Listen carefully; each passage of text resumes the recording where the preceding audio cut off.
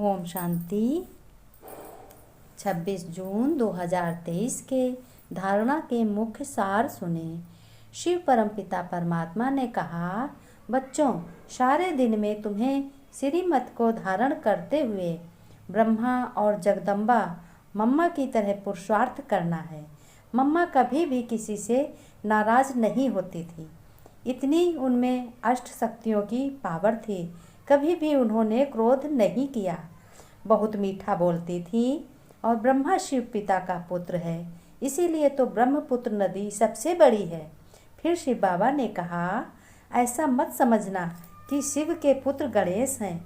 नहीं बच्चों, गणेश शंकर के पुत्र हैं और शंकर और शिव बच्चों अलग अलग हैं। ब्रह्मा, विष्णु और शंकर, इन तीनों दो देवों के पिता शिव हैं और शिव जो तुम्हारा परम पिता है, इनका कोई भी पिता नहीं है।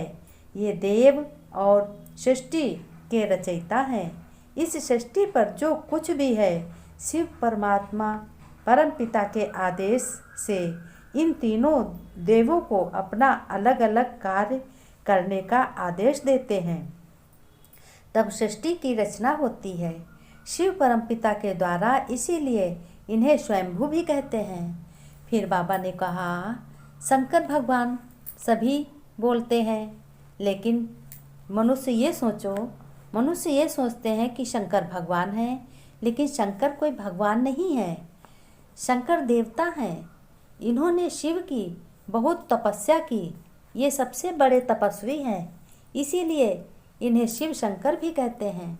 शिव शंकर भी कहते हैं। शंकर एक देवता हैं, राम देवता हैं। राम भगवान नहीं है, देवता हैं। शंकर भगवान नहीं है, शंकर देवता हैं। कृष्ण देवता हैं। कृष्ण सतयुग का पहला प्रिंस हैं और शंकर का अपना परिवार है। देखो, शंकर का अपना परिवार है, राम का अपना परिवार है।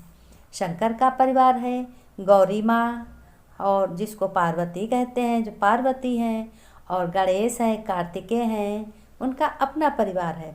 और राम, सीता, राम की पत्नी सीता है, माँ कौशल्या है, पिता राजा दशरथ हैं, उनके राम के भाई भी हैं। ये सब राम चार भाई हैं। तो ये देवता हैं और शंकर देवता हैं, और जो भगवान हैं वो शिव ही हैं। शिव को ही भगवान कहते हैं, ईश्वर कहते हैं। 5000 वर्ष के बाद हम इतना भूल गए हैं। पहले भी भूल गए थे कि ये हम अपने को भूल गए हैं। जब हम अपने को भूल गए हैं कि हम आत्मा नहीं हैं, हम शरीर को देखने लगे हैं, शरीर का भान आ गया, शरीर का अहंकार आ गया, तो इस अहंकार में हम सब कुछ भूल गए।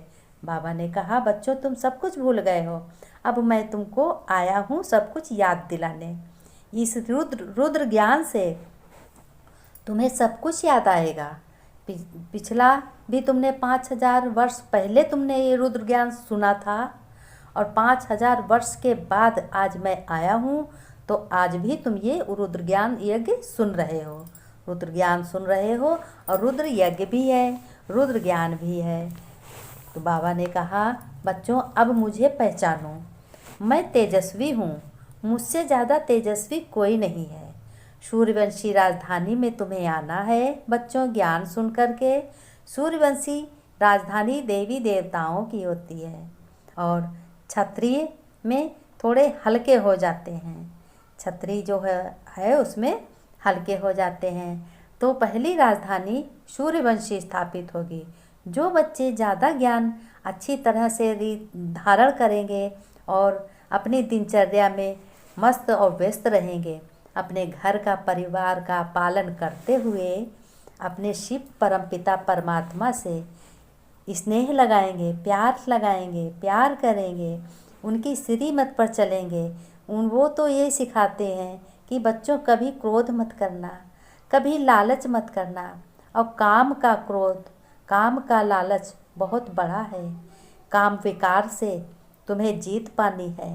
घर में रहते हुए, अपने परिवार में रहते हुए मनुष्य आत्माओं को और स्त्रियों को और बच्चों को सभी को पवित्र रहना है। कमल पुष्प समान है।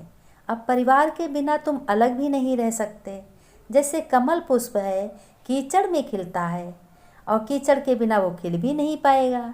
इसलिए तुम्हारा परिवार है, वो भी तुम्हें ध्यान देना है और उसमें तुम्हें कमल पुष्प की तरह खिले खिले रहना है, क्योंकि तुम बाबा के बच्चे हो, इसलिए भगवान के बच्चे हो, ईश्वर के बच्चे हो। मुस्लिम लोग कहते हैं अल्लाह, तो अल्लाह है उर्दू शब्द, वो भी इनको नूरे रत्न को याद करते हैं। तो तुम्हारा बाबा नूरे रत्न भी है। इनके बहुत नाम हैं। कोई राम से याद करते हैं, लेकिन राम कहने से राम में बुद्धि चली जाती है। विष्णु भगवान कहोगे तो विष्णु में बुद्धि चली जाएगी। राम जैसा देवता बनना है। कब बनना है? इसी समय बनना है। जो ये घोर कलयुग है, इसमें जो भी बाबा की मर्यादाओं का पालन करेगा, मर्यादाओं का उल्लंघन नहीं करेगा, श्रीमत पर चलेगा, वही मर्यादा पुरुषोत्तम बनेगा। ये युग पुरुषों के लिए और महिलाओं के लिए बहुत ही उत्तम है। इस युग में ही तो परमपिता अपने बच्चों को हाथ पकड़ के ढूंढ ढूंढ के निकाल के ज्ञान सुना रहे हैं। उन्हीं बच्चों को अच्छा लगेगा जो बच्चे पिता के हैं, जो सूर्यवंशी के हैं, उन्हीं को ये अच्छा लगेगा ज्ञान। वही सारा दिन दिनचर्या करेंगे और ज्ञान में मस्त रहेंगे, व्यस्त रहेंगे अपने काम में। और शिव परमपिता परमात्मा कह रहे हैं कि बच्चों, तुम्हें आज ये भी बात मैं बता रहा हूँ कि जितना कायदा उतना ही फ़ायदा है। जितना कायदे से चलोगे, हमारी श्रीमत चलोगे, उतना ही तुमको अपने घर में फ़ायदा, बाहर फ़ायदा, बिजनेस में फ़ायदा होता ही रहेगा। तुम अपने को समझो सफलता मूर्त आत्मा, अपने को समझो मैं सफलता मूर्त आत्मा हूँ, हर में मुझे सफलता है। और आज का स्लोगन तुम्हें याद रखना है सारा दिन कि इसी में नशे में रहना है कि जिनके पास संतुष्टता का विशेष गुण है, उनके पास सभी गुण स्वतः आ जाते हैं। वे कर्मयोगी